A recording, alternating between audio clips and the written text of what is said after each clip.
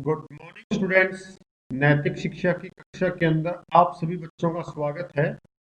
प्यारे बच्चों, आज हम पाठ नंबर 18 को पढ़ेंगे। न्यायमूर्ति डॉक्टर मेहरचंद महाजन। न्यायमूर्ति का बेटा अर्थ है जज। भारत के राष्ट्रपति डॉक्टर जाकिर हुसैन ने जस्टिस महाजन के संबंध में ये शब्द कहे थे। अनेक महत्वपूर्ण कमीशनों के सदस्य के रूप में अनेक शिक्षण संस्थाओं के संचालक, उच्च न्यायालय के न्यायाधीश तथा उच्चतम न्यायालय के मुख्य न्यायाधीश के रूप में जस्टिस महाजन ने अपना उत्तरदायित्व शानदार ढंग से निष्ठापूर्वक निभाया। बेटा, ये शब्द कहे डॉक्टर जाकिर हुसैन, भारत के राष्ट्रपति ने। और क्या कहा? वे उच्च कोटि के न्यायविद और भारत माता के सच्चे समर्पित पुत्र थे। समर्पित वर्ड आया बेटा।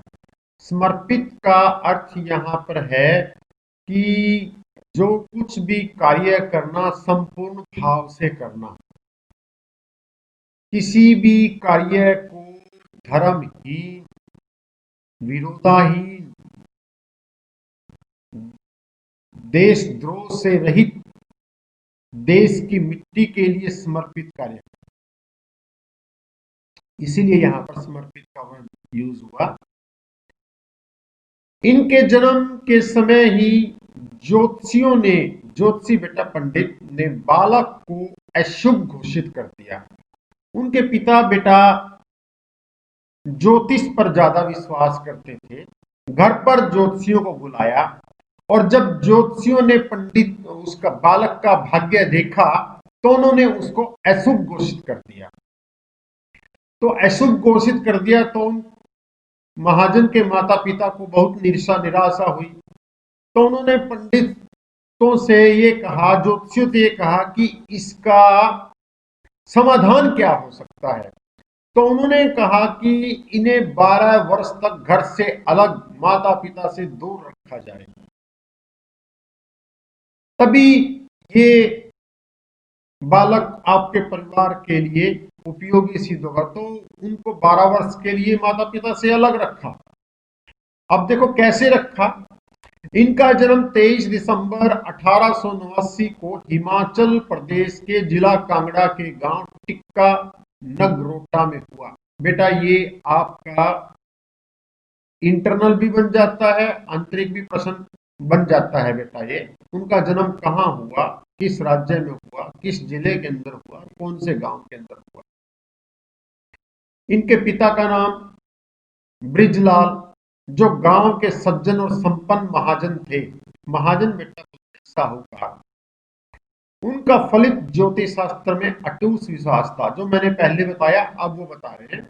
अतः जब बालक का जन्म हुआ तो ज्योतिषियों को बुलाकर उसका भाग्य जानने का यत्न किया, परंतु ज्योतिषियों ने बालक को अशुभ घोषित कर दिया, जैसे मैंने ऊपर बताया था बेटा। इससे दुखी होकर ब्रिजलाल ने इस बालक को अपने से दूर 12 वर्ष तक एक राजपूतानी आया बोलते हैं बेटा, कि जो बच्चे को संभालती है, रंगटू को सौंप दिया। अब यहां पर भी एक क्वेश्चन बन जाता है कि पंडित जी को, महाजन को किस आया ने पाला? रंगटू। इस माता रंगटू ने अपने बालक के साथ साथ मेहरचंद को भी अपना दूध पिला पिलाकर बड़ा किया। ऐसा भी हो सकता था कि यह बालक अनाम रहकर अपना जीवन बिता देता। देखो बेटा, गुमनाम रहकर। अब जब इस बच्चे ने बड़े होकर देश के लिए अनेक महान कार्य करने हैं, तो परमात्मा, प्रकृति, वातावरण, सारा का सारा कुछ उस बच्चे के भविष्य के लिए समर्पित हो जाता है, उसके लिए निर्माण के लिए इकट्ठा हो जाता है। 12 वर्ष तक गृह त्याग कर मेहरचंद अपने पिता के घर वापस लौटे। उन्होंने 1910 में बीए तथा 1912 में एलएलबी की परीक्षा पास की और लाहौर तथा गुरदासपुर में बेटा वकालत करने लगे। वकालत का जो वकालत पेशा होता है बेटा, जो केस लड़ते हैं उसको वकालत कहते हैं। 26 जनवरी 1950 को वे फेडरल कोर्ट के जज बने। अब बेटा पहले जज कब बने? 26 जनवरी 1950 को, जब हमारा संविधान बन रहा था और भारत के सर्वोच्च न्यायालय की स्थापना हुई थी, और वे उसके न्यायाधीश भी नियुक्त किए गए। 4 जनवरी 1954 को वे भारत के सर्वोच्च न्यायालय के मुख्य न्यायाधीश बनाए गए। आप देखो यहां पर भी हमारा जो सर्वोच्च न्यायालय है, जिसे हम सुप्रीम कोर्ट बोलते हैं, उसके वो न्यायाधीश बनाए गए।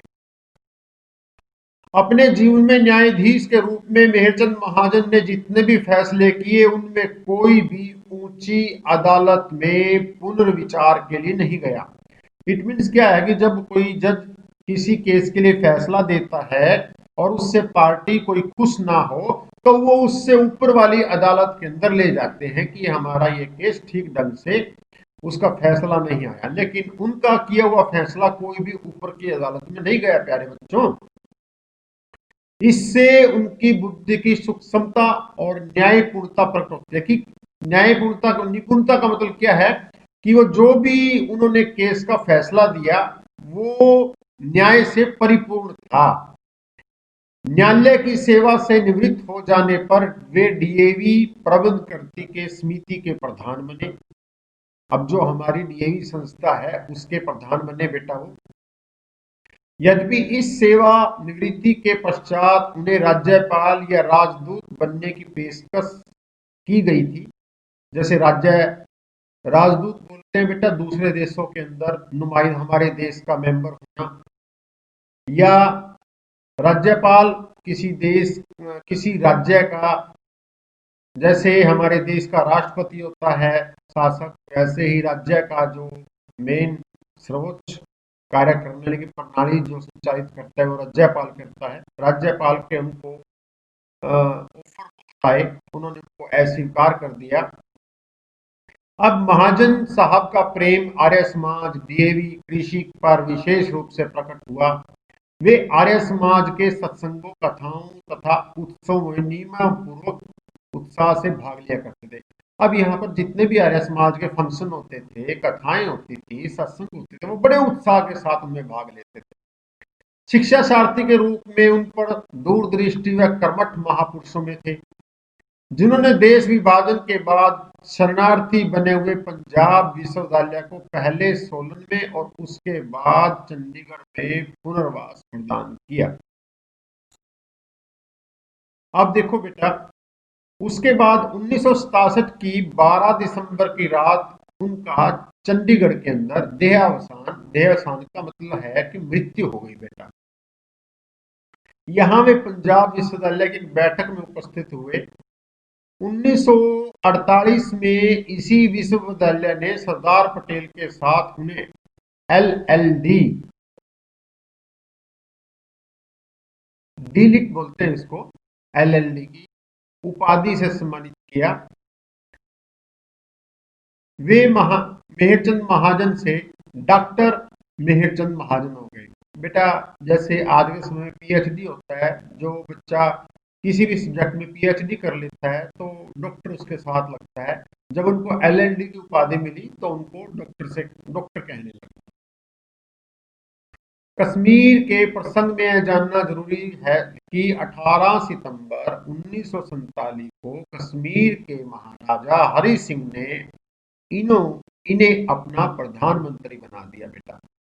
और प्रधानमंत्री के बनने के बाद इन्होंने भारत को कश्मीर और से जोड़े रखने के लिए अनेकों सड़कों का निर्माण किया, रेडियो स्टेशन बनवाए, डीएवी संस्थाओं की स्थापना के लिए वहां पर विशाल भूमि दान दी, अनेकों डीएवी संस्थाओं की स्थापना की।